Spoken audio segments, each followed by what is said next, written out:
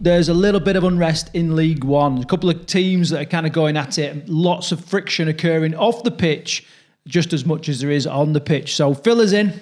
Yeah, 100%. And Keithley Cougars are at the epicentre of this, as they usually are, to be honest with you. Yeah, so this week, Andy Maisie, Rochdale Hornets chairman, and Ryan O'Neill, the Keithley Cougars chairman, had a bit of a Twitter spat, I think is probably the way of putting it, right before their fixture as well, which really made it interesting. So, this came about. I think Ryan responded to something about Nigel Farage on Twitter, and then the Rochdale Hornets chairman basically jumped in and said, I've had enough of your political nonsense online, really. And then there was a bit of backwards and forwards. And I don't know if you've seen it, Craig. I have seen it. It's quite an interesting story. This is exactly the kind of story that I love to read because... in years gone by, it was all like the gossip columns and all that kind of stuff, and I'm not one for the take a break, but I love a bit of gossip on social media, and this is exactly that. Now, obviously you can read online about the facts and all this kind of stuff, and maybe we'll link to the initial article from in the description below. But kind of my take on it is there is a lot of politicization, can't even say the word, yes, of the game and the team, including the kit, the bar, the clubhouse, everything. You look at everything at Keithley now and it's very political as an outsider. Now, I don't know what the general feeling of the average Keithley Cougar fan is right now, but I know if it was my club, I would just struggle to get on board with it. Not with the overall, goal of what's being said, that the trans rights, respect trans rights, the LGBTQ stuff, the pride shirt, all this kind of thing. I don't mind the messages that's coming across. What I do mind is that it's just in everything. It's the core. It's like the lettering of Blackpool Rock. It just runs through every aspect of it, yes. And I don't necessarily like that. And I think there's a huge quiet majority. I'll give you a chance to talk in a minute, Karl. There's a huge, giant, silent majority in this country that is kind of just accept, is putting up with this, not really saying much, but it seems to me like every pressure cooker, a little bit of steam starts to come out, and I think this is what's happened here, and I think people are just, a little bit tired of it. Hand in hand with that, I'm going to talk about social media later on with Williams Weekly. Is the fact that, if you're in a position of influence, and you can argue that an owner of a rugby league club is, the people are certainly interested in your opinion and look to you for how to act and how to think and that kind of thing.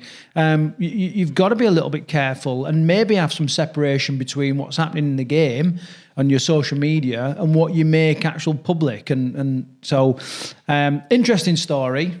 I've got my own kind of thoughts on it, and what about you? Well, I thought it was just quite hilarious, to be honest with you, that just seeing two chairmen basically having a bloody argument on Twitter. Look, Twitter's there for people's own opinions, isn't it? And they both have the rights to make their own opinions on Twitter. But I think when you start bringing it into the actual organisation, the actual club, it's a little bit different, and I think you've got to respect. You've got to respect the actual club itself. I thought it was quite funny when Andy Maisie, I think he said to him at one point, he said, "You condescending little prick." Yeah, that's right. Yeah, or worse to that effect. Yes, I think the chairman have got to be careful if they're putting their own message out there. They've got to. It's not a good look for the game, especially when they're arguing on Twitter of the things that I don't necessarily or anything to do with the game, but then it got picked up by the whole rugby league community.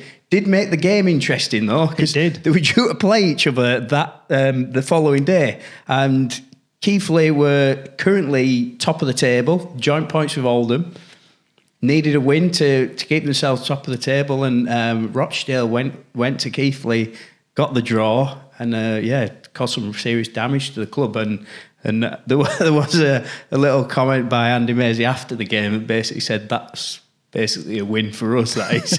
Of course it is. I mean, because whatever way this unfolds now, for me, I think Andy Mays is sat there going, yeah, well, I'm happy with all the decisions I've made, and now this has unfolded, I'm happy. I think Ryan O'Neill, he's kind of lined himself up that he could end up with a bit of egg on his face, and so, I like them. Let's get more. This is more stuff for us to talk about. You know what I mean? This isn't entertainment. This isn't the only Twitter meltdown that happened in League One this week. But I'll get onto that story in a bit. There was more news though concerning Keithley Cougars. A source close to the Midlands Hurricanes has sort of notified us that there's been an approach made for Mark Dunning, the head coach of Midlands Hurricanes, by Keithley Cougars. Thoughts on that? Two thoughts. One is that it is business. You know what I mean? This is the way it unfolds. However, I think there are sometimes some underlying tactics. If someone makes an approach and then the club are like that, no, then that should be it. Yeah. There should be no round the back. You know what I mean? Change the route. I'm led to believe that that's not what happened, but we'll carry on. Yeah. And then the other thing is so that's business. Just do business in an ethical way. Especially if you put yourself out as some kind of political statesperson. As we've already spoke about. But my other thing, and this is the best thing, is that we know that Mark Dunning settling into the Hurricanes didn't go without a hitch. It was tough to come down to the Midlands, and then the season didn't finish particularly well last year. The season is going much better this year. Yes, 100%. And this suggests to me that Mark Dunning is happy, and I like that. I like that because he is an asset to the club. He's brought some great stuff and some good stability and some real interesting wins. Some happy lads at the Hurricanes. So the upside is that it seems to me that he's here to stay, and that's only a good thing. Yeah, great for Midlands Hurricanes, and they are in that playoff position now. They picked up a good win against North Wales Crusaders this weekend. So yeah, good to see that Mark's happy. The Hurricanes are doing well, and we'll move on to the League One table in a bit.